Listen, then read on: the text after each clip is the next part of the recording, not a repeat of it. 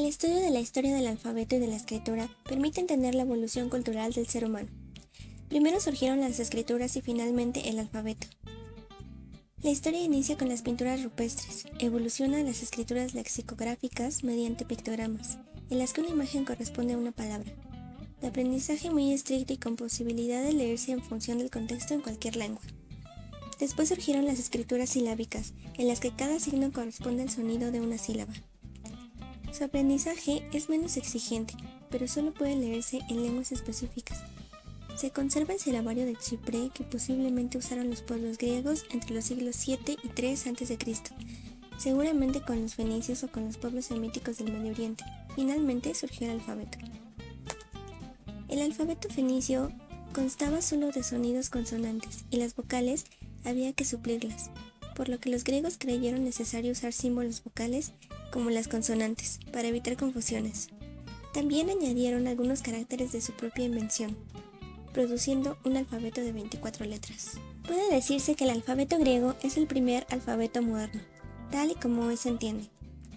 Cuando Grecia colonizó al pueblo etrusco en el siglo VIII, estos construyeron un alfabeto de 22 letras semitas y 4 griegas.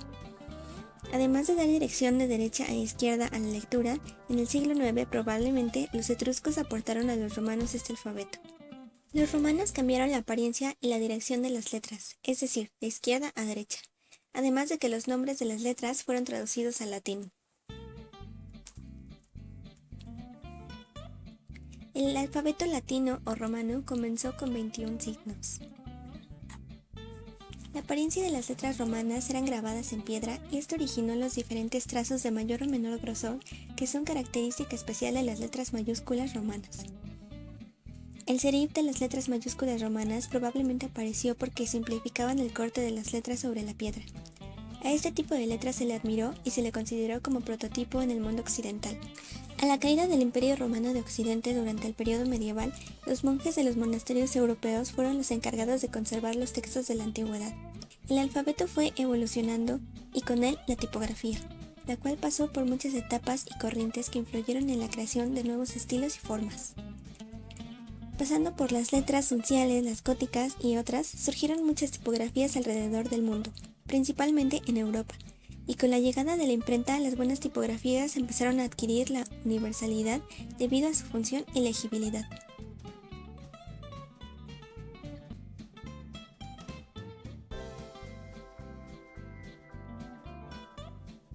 Es una de las más extendidas e influyentes de la historia y también una de las mejores romanas. Esta fue creada en el siglo XVI, hace bastantes años, por lo cual se podría pensar que es una tipografía pasada de moda. Sin embargo, sigue siendo bastante utilizada en la actualidad por su combinación entre elegancia y practicidad.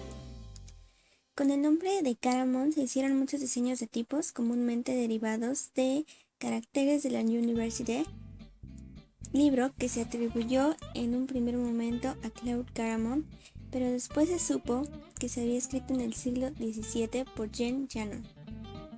La Garamond original fue correctamente identificada a mediados del siglo XX. Durante años se crearon muchas versiones de la Garamond, pues fue una tipografía muy innovadora en esos tiempos, pues a pesar de que el francés se había inspirado en otra obra, como lo fue el libro de Aetna de Aldo Manuzio, el cual ya incluía una base de lo que sería la Garamond, no fue hasta que el tipógrafo lo convirtió propiamente en una tipografía que se comenzó a trabajar en ella como tal, y posteriormente empezó a ser, junto con la Bembo, la tipografía más utilizada por las editoriales clásicas. Se podría decir que la fuente tipográfica que marcó el nacimiento de muchas otras es la Garamond. Tal fue el éxito que tuvo que inclusive fue considerada como la tipografía del milenio en una encuesta celebrada entre profesionales, el cual es un grandísimo título que la pone por encima de cualquier tipografía actualmente utilizada. Tanta es la trascendencia y actualidad de la fuente que hasta Robert Sleimbach creó una versión de la misma para Adobe, la cual es la más utilizada. Teniendo en cuenta la exactitud histórica, la versión más lograda sería la creada por la Fundición Stempel en 1924. Algunas de las versiones de esta tipografía han sido utilizadas en la actualidad como logotipos, revistas, sitios web y en obras exitosas como por ejemplo los 8 libros de Harry Potter. Y es una de las tipografías favoritas para múltiples usos en el mundo gráfico aún después de tantos años de que se creó. Por pertenecer a la familia tipográfica de las romanas antiguas, es una tipografía tradicional, con proporción armoniosa entre sus elementos y de fácil lectura debido a los remates. Todas las versiones de Garamond presentan características similares. Es una fuente que se adapta tanto a bloques de texto como a títulos cortos. La Bodoni es una tipografía resultado de 300 años de evolución de la tipografía romana. Su creador fue considerado como el rey de los impresores y era un hombre que creaba obras magistrales, las cuales le valieron el reconocimiento del papa de esa época y de reyes. Con esos antecedentes es entendible por qué su tipografía desplazó las tipografías antiguas y transicionales. Bodoni fue un gran admirador de John Baskerville y estudió con detalle los diseños de Fournier y Didot, y su tipografía muestra la influencia del trabajo de ellos. Fue alrededor de 1798 cuando Bodoni diseñó un tipo con un gran contraste en sus trazos y unos remates delgados. Fue esta la tipografía que significó una revolución para la comunidad tipográfica y que constituyó el punto de partida para que otros tipógrafos comenzaran a diseñar sobre una nueva línea o estilo. La tipo creada por Bodoni rompió con el canon de las tipografías utilizadas hasta entonces. Su tipografía fue muy diferente que las conocidas hasta esos días, y sus marcados contrastes generaban un gran impacto visual sin dejar de ser legibles y elegantes. De ahí fue que abrió el paso para el diseño de muchas otras tipografías con características similares a la suya, y por ello decimos que fue el precursor de las tipografías denominadas modernas. Entre las versiones existentes hoy en día, la más lograda quizás sea la Power Bodoni, diseñada en 1926 por Heinrich Jost para la Fundición Bauer. Sus formas son más parecidas a las originales y tienen una elegancia y delicadeza que no tienen las otras versiones. Esta tipografía tiene una apariencia clara y racional, tiene gran impacto y peso visual. Paul Renner fue un diseñador gráfico y tipógrafo que criticó la política cultural de los nazis, por lo cual fue despedido de la escuela de la cual era director. Fue un hombre que defendía sus ideas en un entorno difícil en diversos sentidos. El creador de esta tipografía era un ferviente defensor del movimiento Bauhaus y de la nueva tipografía. Él diseñó su tipografía durante los años 1924 y 1926, la cual estaba basada en formas geométricas, rectas, cuadrados y círculos, siguiendo el estilo y la esencia visual de la Bauhaus de los años 1919 a 1933. Y pronto llegó a ser considerada una tipo de la nueva tipografía. De esta también se hicieron versiones, dos de ellas dieron como resultado las tipos Europa y Spartan. Esta tipografía cobra importancia en la historia de la primera, ya que uno de los ejemplos más notables de la llamada nueva tipografía, la cual también dio origen a un par de tipos más, fue una de las tipografías más utilizadas y apreciadas del siglo XX junto con la Gill Sans. A partir de 1950 comenzó a verse relegada por la emergencia de otras tipografías como la helvética. Sin embargo, sin la futura como antecedente hubiera sido difícil que este tipo de nuevas fuentes surgieran. La futura fue una pieza muy importante entre la evolución de las fuentes clásicas a las modernas, ya que el seguidor de la ideología de la Bauhaus aplicó de manera clara y fiel el concepto del funcionalismo a la tipografía y dejó de lado los ornamentos de la misma. La futura está basada en figuras geométricas simples como el cuadrado, el círculo y el triángulo. Se caracteriza por su legibilidad. Es una tipografía esbelta y muy elegante. La helvética es la más famosa entre todas las tipografías y es la que también se encuentra en auge en nuestros días. Está presente en anuncios espectaculares, en revistas, inclusive tiene su propio largometraje. Max Miedinger fue encargado de hacer una tipografía que compitiera con la que más se usaba en la época de 1957, la Accidents Grotesque. Debido a esto, al principio tenía un nombre diferente, Neue as Grotesque.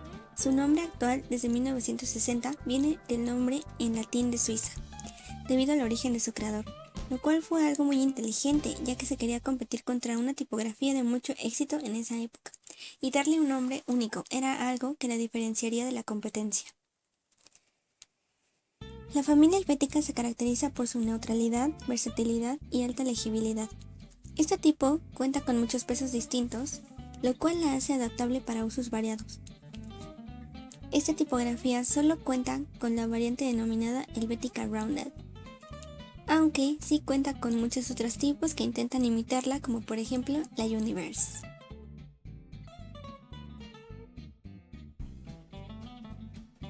Con la llegada de las primeras computadoras, comenzó a desarrollarse la escritura digital y el diseño de fuentes especiales para esta plataforma. Hoy en día podemos encontrar un gran número de fuentes tipográficas con sus respectivas variables que en conjunto forman lo que denominamos familias tipográficas. Todas estas son opciones que pueden enriquecer nuestro trabajo, ya sea que las compremos o que sean de uso libre. Sin embargo, en ocasiones es necesario crear nuestra propia tipografía.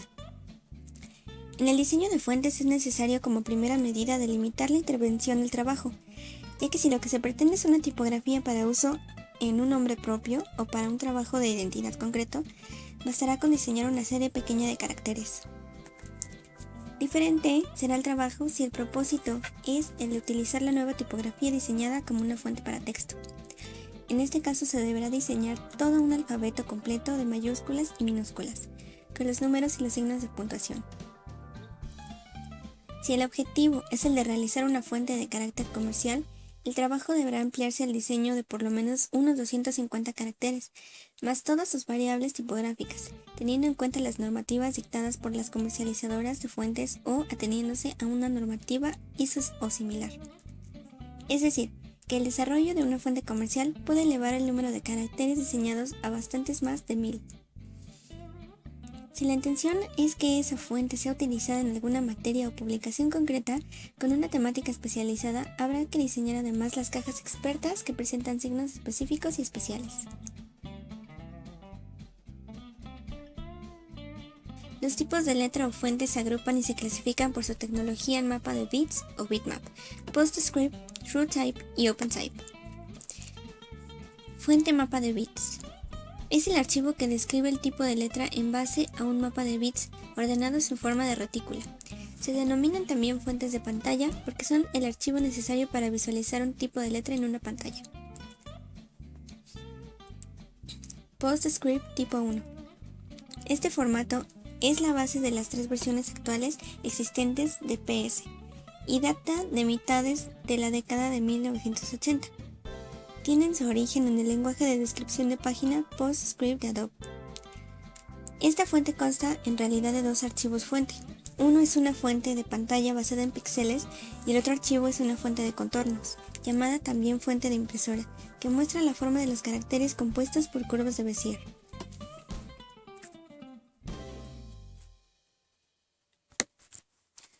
TrueType Font. TrueType es un formato estándar de tipos de letras escalables desarrollado a finales de la década de los 80 por Apple Computer para competir comercialmente con el formato Type 1 de Adobe. Una de las principales fortalezas de TrueType era que ofrecía a los diseñadores de tipografía un mayor grado de control sobre la forma en que los caracteres se desplegaban en pantalla o en impresos a tamaños menores, con lo cual se lograba una mejor legibilidad.